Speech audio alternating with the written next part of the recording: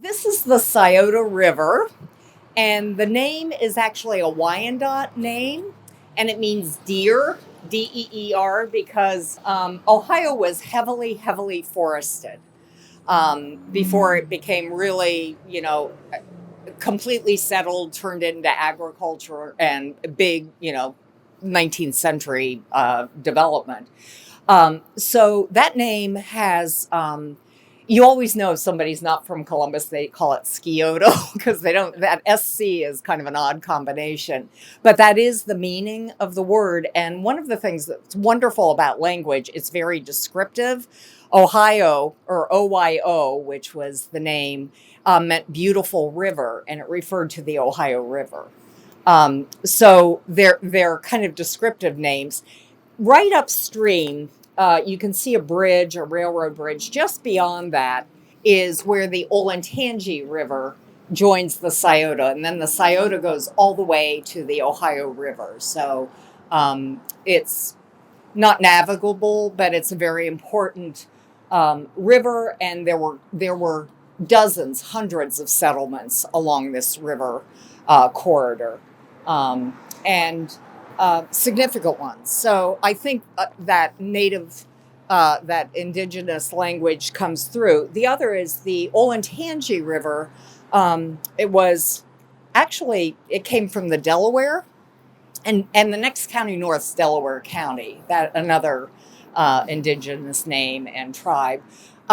It was named because there was shale along the river, and shale was used for all kinds of implements. And Ohio has a lot of shale, which was one of the reasons why there was so much settlement here.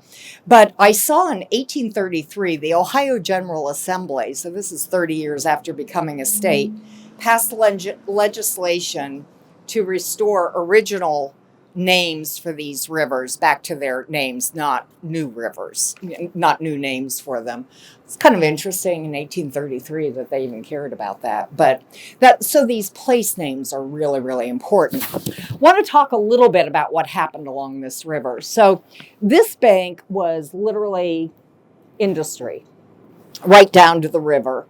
This is the low side of the river that was always flooding, and it flooded from the beginning. The high side, and High Street is called High Street, and you can see there's a little bit of an incline, but that was safe from flooding. There was a massive flood throughout Ohio in 1913. It was in March of 1913. About 1,000 buildings in Franklinton were destroyed. People were killed. It was the largest natural disaster ever in the city of Columbus. And it was really after that this idea of creating a different kind of riverfront came through. Any of you who've studied history of city planning also know about the City Beautiful movement. And I don't have to go into that a lot, but actually came from the World Columbian Exposition in 1992, which was the 400th anniversary. 1893, I'm sorry. But the idea of civic space, compatible architecture, water features, parks, green spaces connecting it. So the first building built, according to that plan, is across the river, Central High School.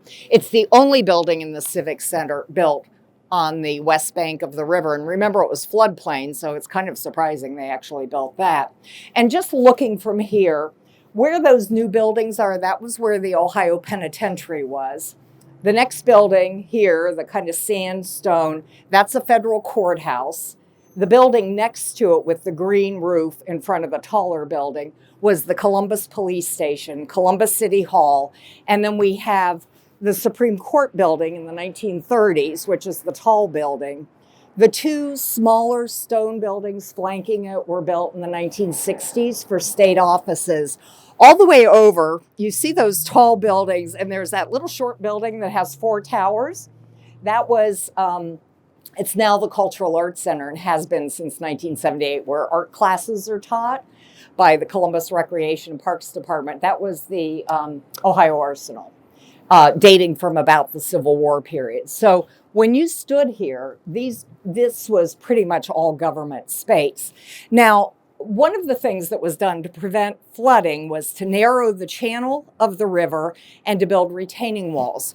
So you'll see, and we'll walk along it later, but you'll see there are retaining walls in front of that building where Civic Center Drive is. All of this land is reclaimed land just recently to make it parkland.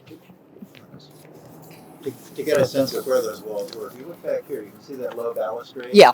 That went vertically down, and the water of the river lapped right up against that wall. So it really was a widening of the river to get a larger channel to accommodate future floods. And it worked really well because there was a flood in 1959, but it went into Franklinton, the original settlement, that area. Poor Franklinton. And did more damage. Since then, as of 2004, they finished a flood wall. Federally funded flood wall about 7 miles long that now protects that area. And that's the reason the Junta Hotel is there and all that other development. It's now safe to build on the west side of the river. And that's made a huge difference. It really lagged behind the city for so long because of the flooding. In the spring, actually, when there's a lot of rain, you'll see this is designed to take flooding, and it does get flooded a little bit, but it's all, it's designed for that. So this has become, a lot of festivals are held here. The Arts Festival on the 4th of July, the 3rd of July, Red, White, and Boom, where hundreds of thousands of people come for 4th of July. So this has become a real celebration center and something closely identified with Columbus. This is a really important area for people.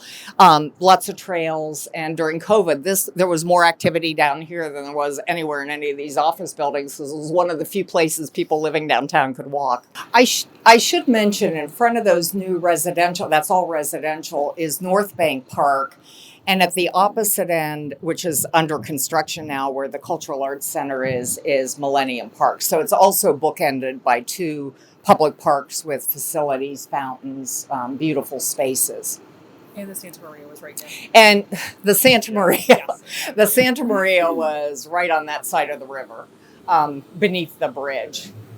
And it was a reconstruction, and it confused people because people thought Christopher Columbus actually sailed to Columbus. So up the river, up this non-navigable river.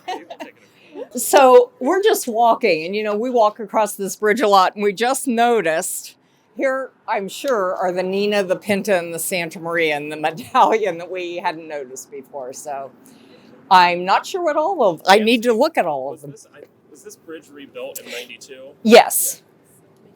And all 3 bridges have been rebuilt. They all dated from the 20s, the Civic Center design, and they've all been rebuilt and replaced. And this was probably the 4th bridge on Broad Street. The first one was a little wooden covered bridge.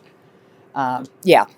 The big thing that came out of the 1992 celebration was actually in Franklin Park on the east side. It was called Ameriflora. It was a huge international flower show.